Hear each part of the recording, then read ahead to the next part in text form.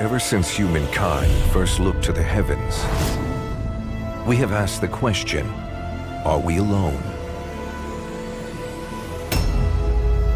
Tales of otherworldly beings, ancient prophecies and predictions, and sightings here on Earth have heightened our sense of anticipation. But in recent years, these claims have become more frequent. Do you believe our government has made contact with intelligent extraterrestrials? Something I can't discuss in public setting. More insistent. Biologics came with some of these recoveries. And ever more dramatic. Born in Switzerland in 1937, Edward Meier, known to all as Billy Meier, claims to have been in contact with extraterrestrials since the age of 5. He says they have taken him on journeys through space and time, and that he can prove it. Despite mounting evidence that we are not alone in the universe, official sources still deny Meier's claims. Do you believe UAPs pose a potential threat to our national security? Yes. Yes. Yes. What are we not being told? Our team of experts reopened the files. They'll analyze the intelligence, investigate the science, and reveal the truth.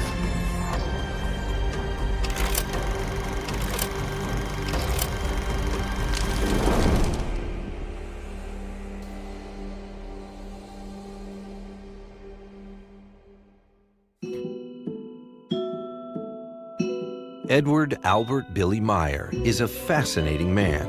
If his life story is to be believed, he has traversed the world on foot, held more than 300 jobs, and conversed with royalty, dictators, and holy men. He also claims that since 1942, he has been in contact with aliens from a different dimension and has traveled through time and space with them. The Billy Meier case is highly controversial. Billy Meier was born on February 3, 1937, in the town of Bülich, Switzerland. He was the second child of shoemaker Julius Meier and his wife Bertha. 5 more siblings would follow.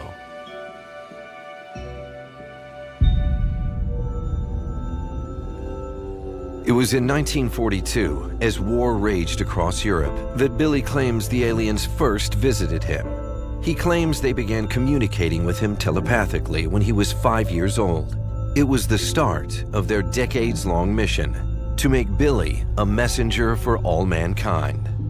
Billy was what was known as a Wiedenkinder, where poor Swiss children were taken from their parents and forced to work under abusive circumstances. One fateful incident would change the course of his life. Billy, in his youth, was being abused by some neighborhood women. Apparently, she had hit him with a towel, and he didn't take to that too well, and he abused her back and was put into a type of juvenile detention.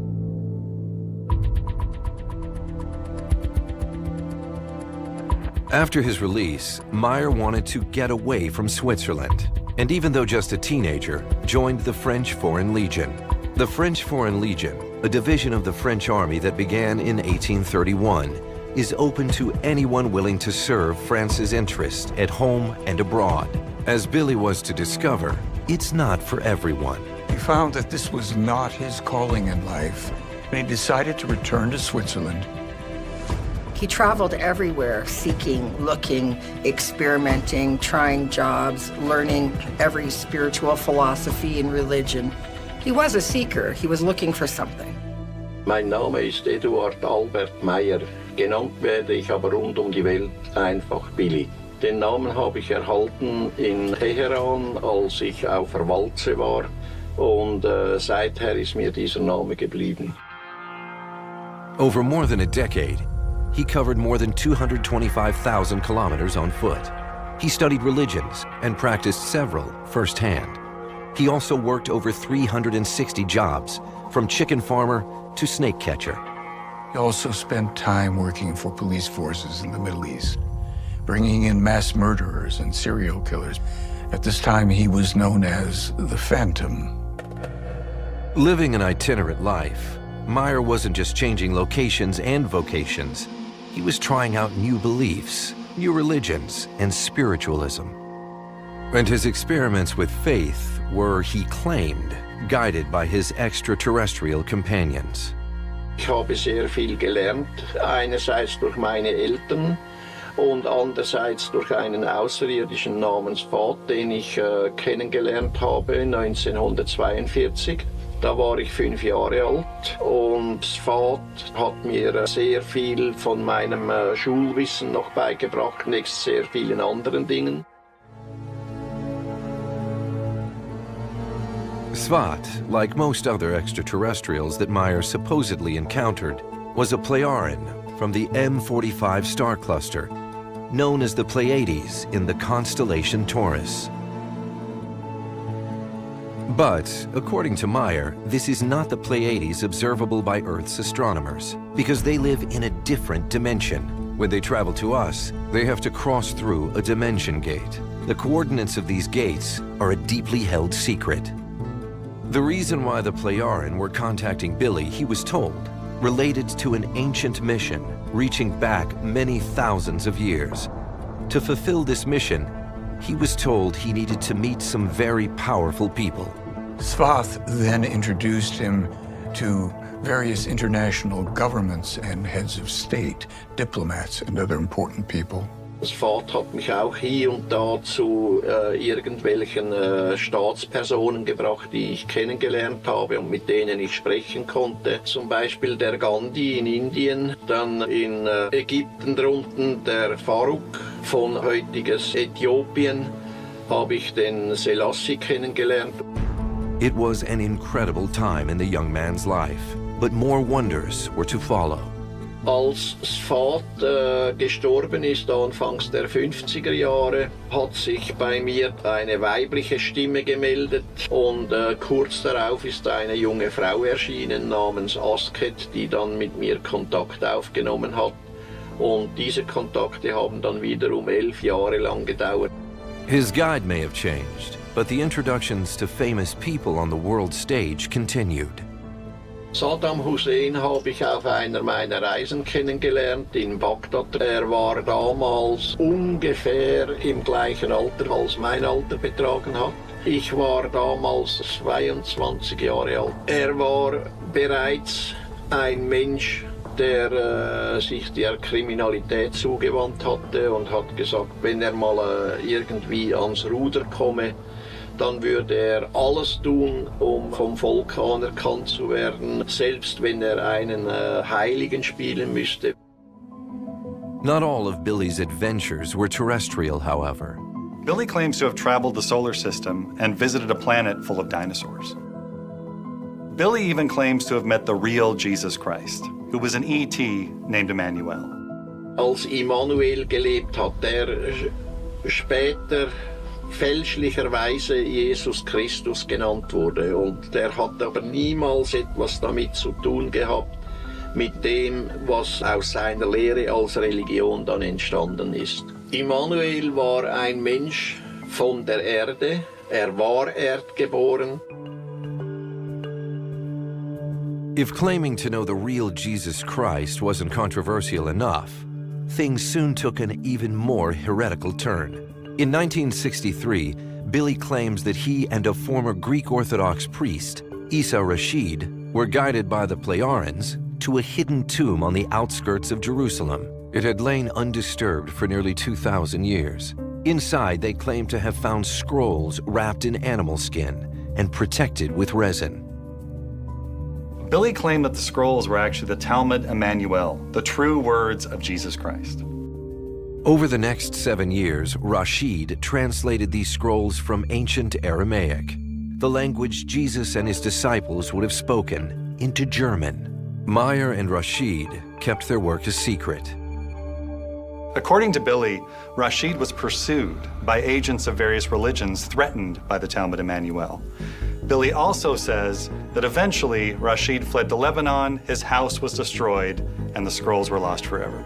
According to Billy, Rashid had translated a quarter of the Talmud, but before he could complete the work, Billy claimed Rashid was lured to Baghdad by the Mossad and assassinated.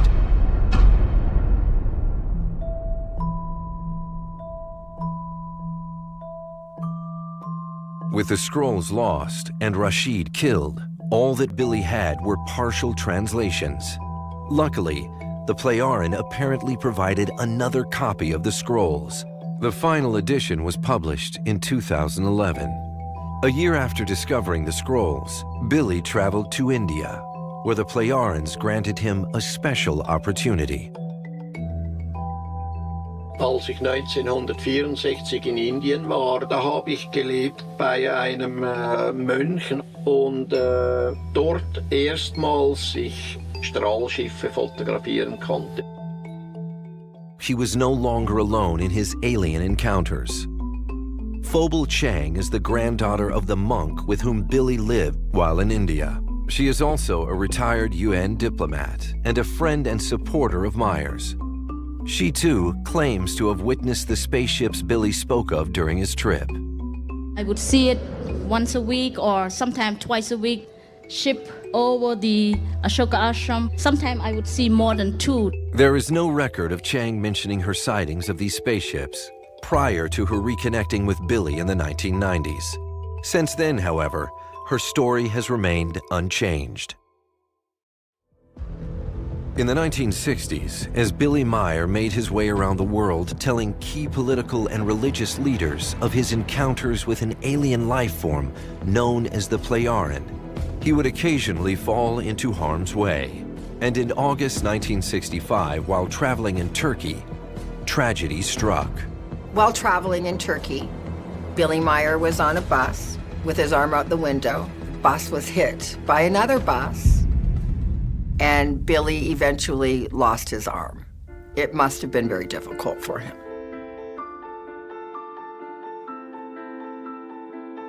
Meier spent much of the next month wandering the country in a painkiller-induced hallucinatory haze. Once he had recovered, he resumed his travels. He eventually moved from Turkey to Greece. After traveling for 20 years, Billy met his wife Calliope, and eventually they settled in Switzerland. The newly married couple continued Billy's itinerant life, staying in Pakistan, where they had their first child, Gilgameshka. In 1970, they returned to Billy's native Switzerland, where they settled down and had 2 more children, Atlantis Socrates and Methusalem. But life back in Switzerland wasn't easy. Meier was surviving on his disability payment and a little money from raising chickens. He yearned for something deeper. It was 1974, and Billy Meier placed an ad in a magazine requesting anybody to come and talk to him who have had any type of paranormal or metaphysical experience. The ad generated enough interest to form a small study group. At one of the meetings, he told the group about his regular encounters with aliens and shared his photos. The news slowly began to spread. Meier's claims were virtually unknown in the Western world until a UFO investigator named Wendell Stevens took an interest in his case and started publicizing it widely in the United States. He brought with him a team that included private investigators and independent scientific experts. In the end, he stated categorically that Billy's were the most spectacular photos he had ever seen. In 1979, Stevens and his team published the first English-language books about Meier and translations of his writings. Soon, the whole world learned about Billy Meier. Billy was very interested in creating a community, providing him the ability to spread the wisdom that he says or claims that he received from the Plejarens. He established the free interest group Universal, or FIGU. He gained devoted friends and followers who had complete faith in his accounts of alien contact. But he also began to attract equally devoted skeptics, eager to debunk him. And they have been attacking Billy Meier ever since. It was then Billy undertook what he considered to be his official mission. In January 1975, he was visited by Semyazi, another female Plejaren. They would meet more than 100 times and travel through time and space. And Billy finally had the photos and films to prove it. As a passenger on her spacecraft, Billy claims that he was able to go where none had gone before and was allowed to record and retain what he witnessed.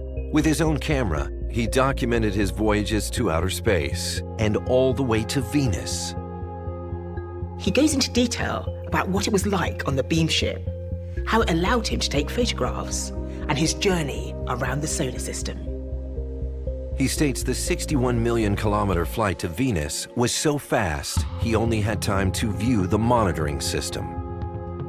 Billy said it was a glass panel 50 by 50 centimeters big, and it produced incredible vivid images in 3D form. He describes plunging through kilometers of thick cloud cover to see the relatively flat and barren landscape of Venus that isn't as pocked with craters and volcanoes as once believed. He turned out to be right, for good reasons. The Soviet Venera missions of the 60s and 70s had orbited the planet, and some probes had landed on the surface. All the images taken by the probes were in the public domain. Billy Meier also said Semyazi took him around Mercury, Mars, and a few other planets. On the return to Earth, Semyazi and Billy witnessed the historical docking of the American Apollo spacecraft with the Soviet Soyuz capsule. This happened on January 15th, 1975, and it was a significant step toward improving East-West relations during the Cold War. The Cold War affected every facet of global politics, including the space race. Many did not believe they would ever see the two rivals collaborate on an Apollo-Soyuz docking mission, a so-called handshake in space. As millions around the world tuned in to watch the event happen live on television, Meier claimed he had a ringside seat and that he and Semyazi were able to witness the docking from space. He said they took many photos. Photos that only widened his credibility gap. For instance, when looking at a Soyuz spacecraft, they could look at the compartment and see the two cosmonauts crammed inside. Billy's pictures look exactly like the ones that NASA took, and down to every particular. There are no differences. The implication is that he just borrowed them from NASA. According to critics, that's common practice for Meier and Figu. Meier claims to have taken pictures of dinosaurs on a distant planet. Unfortunately, those pictures look suspiciously similar to illustrations from a 1972 book called Life Before Man. And then there's a set of photos claimed to be images of Asket and another female Plejaren, Nera, aboard a beam ship. Asket and Nera are actually Michelle Delafave and Susan Lund. They're in a dance troupe called the Gold Diggers. But Billy claims this was all a hoax perpetrated by the Men in Black. Billy claims that his genuine photos and films had been intercepted by government operatives who had substituted false images to discredit him. And although Meier claimed that many of his photographs were tampered with to discredit him, there is as yet no conclusive proof. The photos of Asket and Nera are not faked, but were manipulated. There are testimonials from photographic, film, and special effects experts, a United States astronaut, a national security supervisor, and a NASA aerospace engineer. They have all authenticated Billy Meier's photographic evidence. A UFO researcher did go to a lab that Billy Meier claimed to have had his photos analyzed in. The lab states that they have never analyzed any of Billy Meier's photos.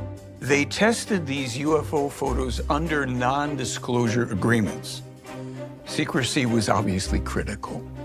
So when other UFO researchers inquired, they would deny any involvement. Some of Billy's images and films have proven far more robust against challenges than others. He took over 1,400 clear, primarily daytime, UFO photos and films, all of which remain irreproducible In the footage, you can see saucer-shaped ships rising and falling as they fly across the landscape. According to Meier, this was the impact of riding the resonance of the Earth's magnetic field. Other clips show a ship disappearing from the film and then reappearing from nowhere. This, he said, is because they have technology that allows them to slip into our dimension and back to their dimension and then into ours again through what he called dimension gates. And another focuses on a so-called Tortenschiff, or wedding cake ship. Skeptics were quick to point to Meier's previously debunked UFO photos, accused of being models suspended by wires, or photos taken from novel angles. But Wendell Stevens investigated the photos further and brought them to NASA's Deep Space Network. Test results showed no evidence of a hoax. They also tested metal samples Meier claimed to have been given by Semyazi. Wendell Stevens took the artifact to an IBM research scientist at the Advanced Systems Development Division lab in San Jose, California. He determined that the sample contained a highly unusual combination of elements, including the rare earth metal thallium. It would have been a major development, except some claim the scientist had made an innocent error, reviewing the data, and the element was found to be aluminum, commonly found in many household objects. Aside from the physical evidence, experts in photography, cinema, and special effects who have examined Billy Meier's images and videos were taken aback. Japanese broadcaster Nippon TV could find no cuts or edits in the film, and experts at Uncharted Territory, an Oscar-winning special effects house, studied the footage, and as far as they could determine, the film was not a hoax, and they would have to use CGI if they wanted to achieve that effect today. Robert Post, the head of the photo lab at NASA's Jet Propulsion Laboratory, said he couldn't see anything fake about the photos. Wally Gentleman, who managed Stanley Kubrick's special effects on 2001 Space Odyssey, said it would cost around $50,000 to achieve these shots if they were faked. The footage was even analyzed by a computer scientist at the U.S. Geological Survey. Eric Eliasson, who developed software for the Viking and Voyager space probes, put it through his systems to detect any artificial intervention. It spotted nothing. These experts stopped short of suggesting that the film showed anything extraterrestrial, but they appeared convinced that what they were looking at was not faked. As a scientist, I'd want to know exactly what the experts looked at photogrammetrically. Did they look at the lens parameters? Did they look at the lighting? Did they look at perspective? Did they look at the grain? What did they actually look at, and how did they reach their conclusions? But further support for Meier's claims comes from other witnesses. Meier did manage to gather around himself a very devoted group of followers, many of whom claim to have seen flying saucers later themselves. Schiffe, UFOs, habe ich schon einige Sichtungen gehabt. Es war für mich einfach selbstverständlich, da ich ja schon als kleines Kind dabei war.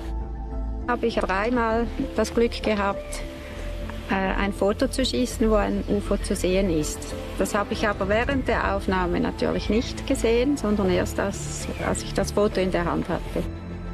There are now approximately 120 eyewitnesses.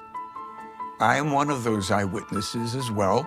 3 sightings of their craft, one from 20 feet away when I lived in the mountains of Brazil.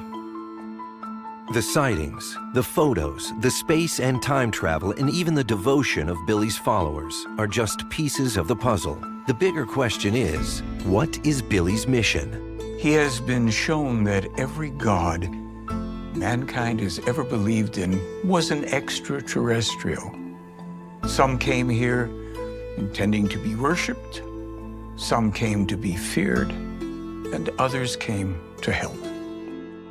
Billy Meier is convinced that religion is at the heart of the problems the human race faces today.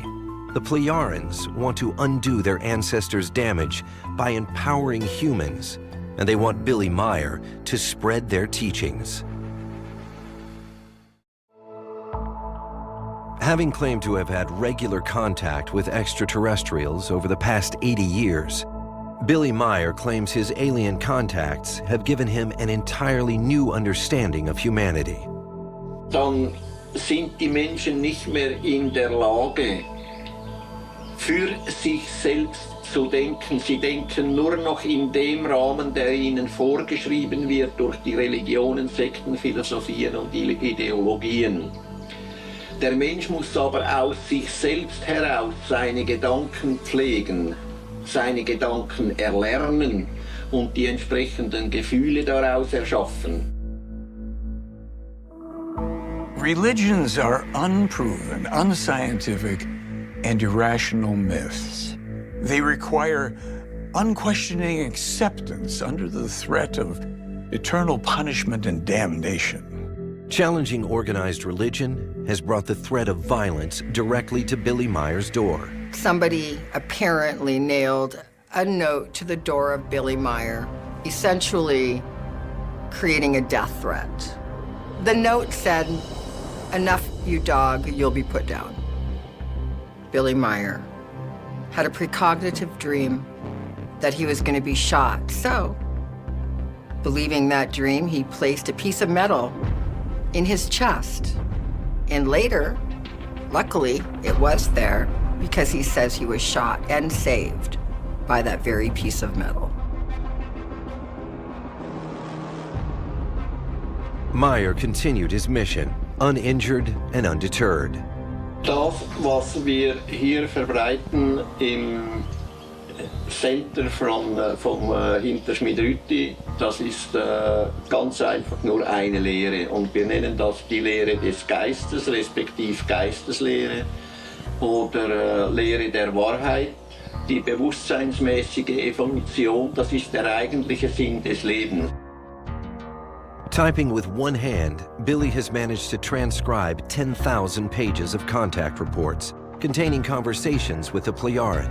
He's written more than 50 books and created a study course of the creation energy teaching, comprising more than 6,000 pages to help guide humanity to its true path. Der Sinn des Lebens ist die Evolution des Menschen in Bezug auf sein Bewusstsein. Das ist seine absolut eigene Verantwortung. Er muss gerade stehen dafür. Er muss das Positive und das Negative, das er durch seine eigenen Gedanken und Handlungen und Gefühle erarbeitet, auch selbst tragen und auskosten.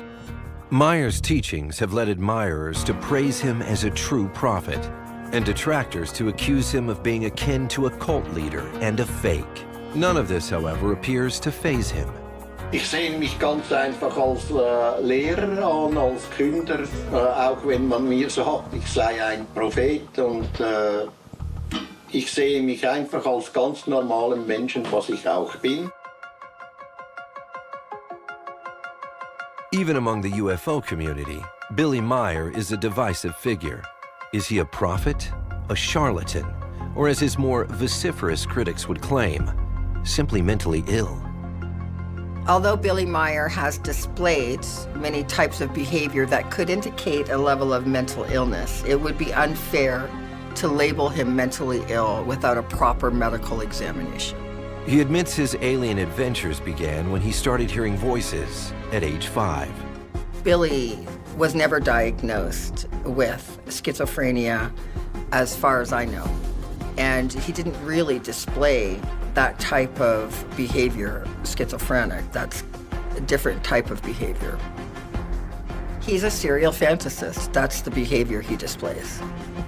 As a youngster, growing up in an unstable and unhappy home, fantasy might have been his only refuge.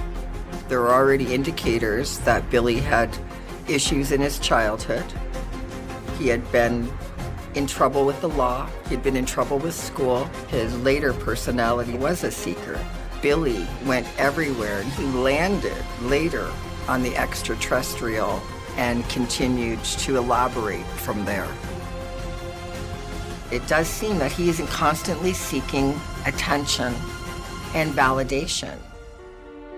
Battered by hardship his whole life, separated from his parents, abused by guardians, a difficult divorce, a lost limb, all could contribute to a sense of isolation and loneliness. So he spent his life searching for like-minded people to create a new sense of self, a new identity and sense of belonging, something he may have found at Figu.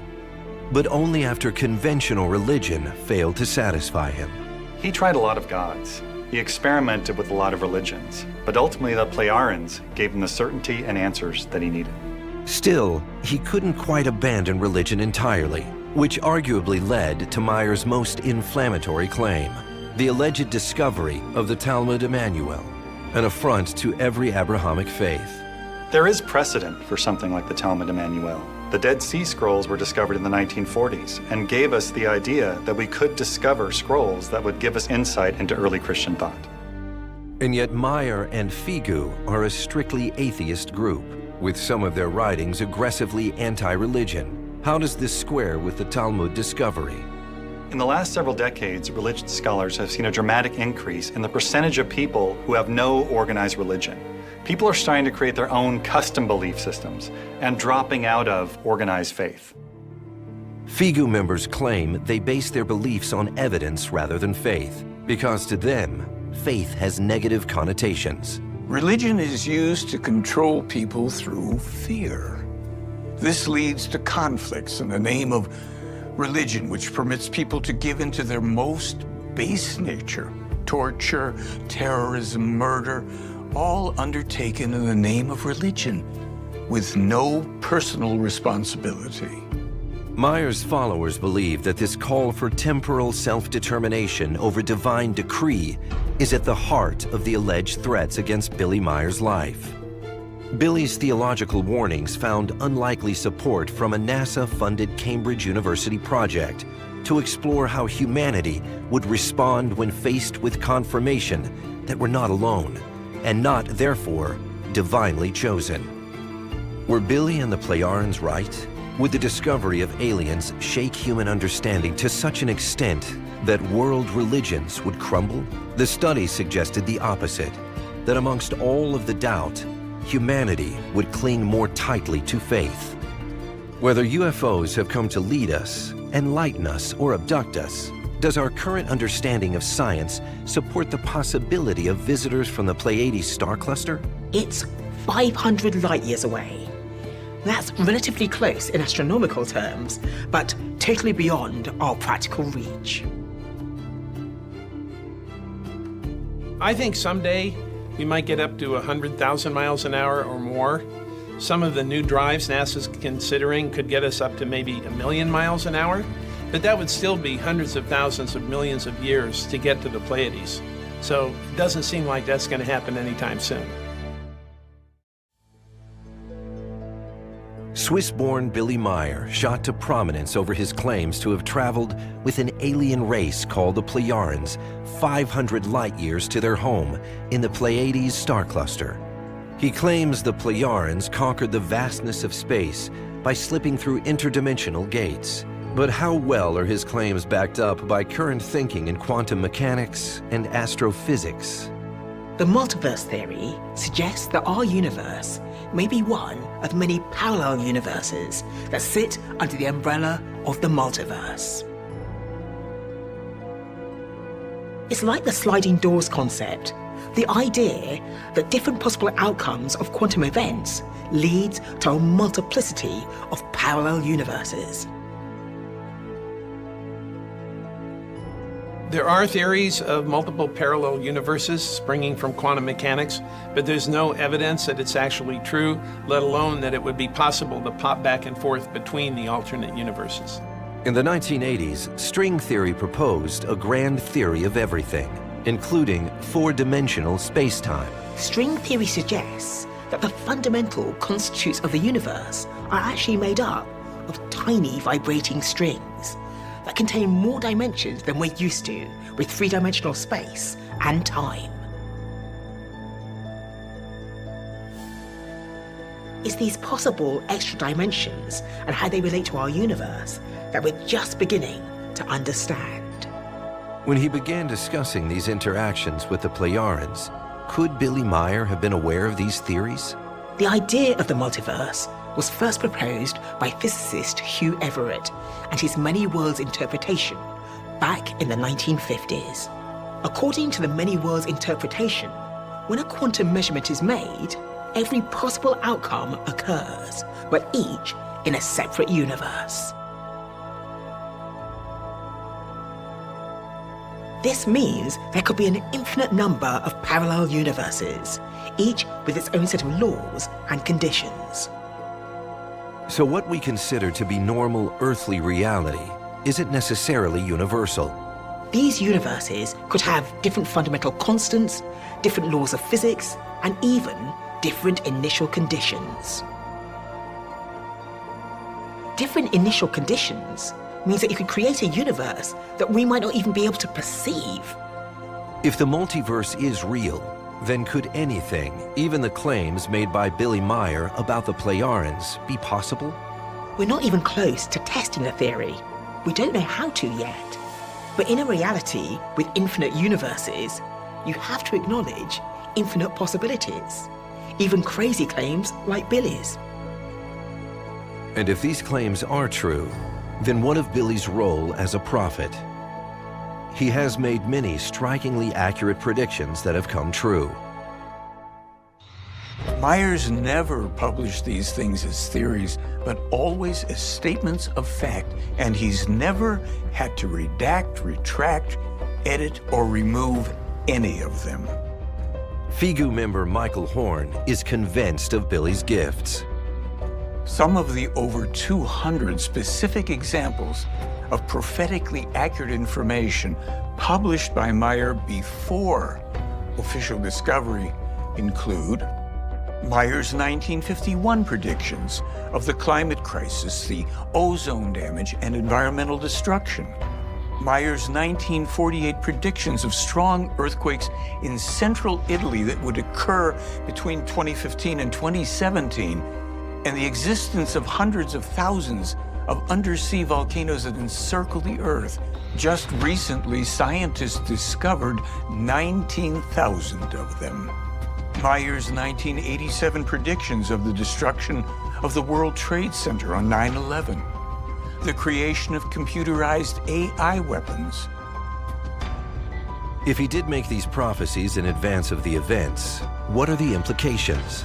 If the Plejarians gave Billy prophecies related to the future, it would indicate the existence of beings with abilities and skills well beyond our own.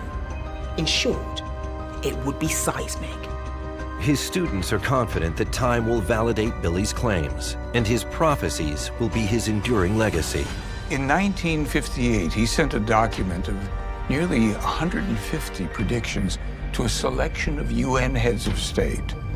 All the predictions were specific, some of them remarkably so. He foretells the 2 U.S. wars with Iraq, AIDS as a coming epidemic, and crystal meth as a coming drug epidemic. He foretells computers, credit cards, and the dates of events such as moon landings and rocket launches years and decades before they occur. But others are not so sure.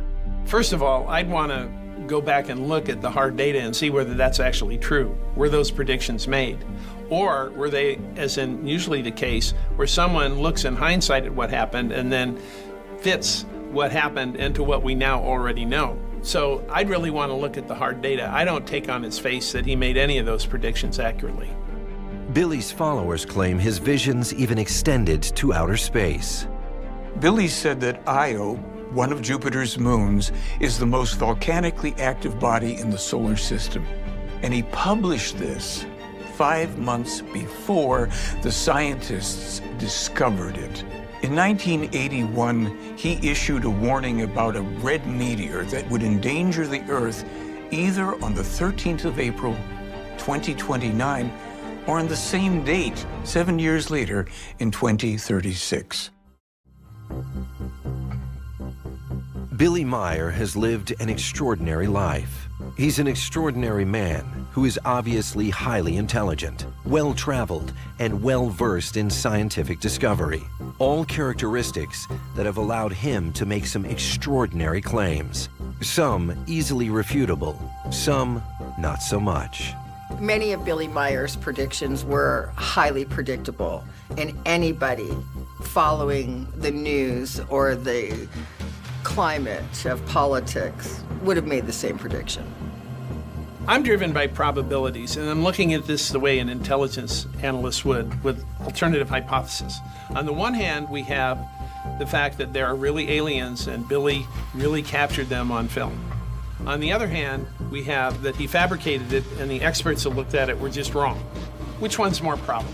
Billy's stories seem erratic and subject to change, and don't seem to stand up to sustained scrutiny.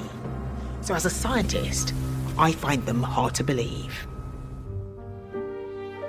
But we'll save the last word for those who know him best and who have been fighting in his corner against debunkers for decades.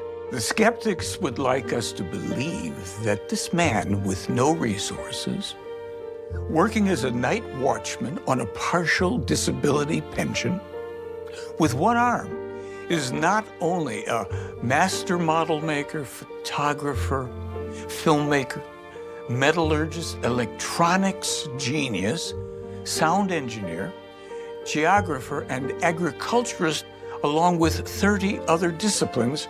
They will credit him with that, but not that he's telling the truth. As Billy Meier himself would put it, open your mind, look at the evidence, and decide for yourself.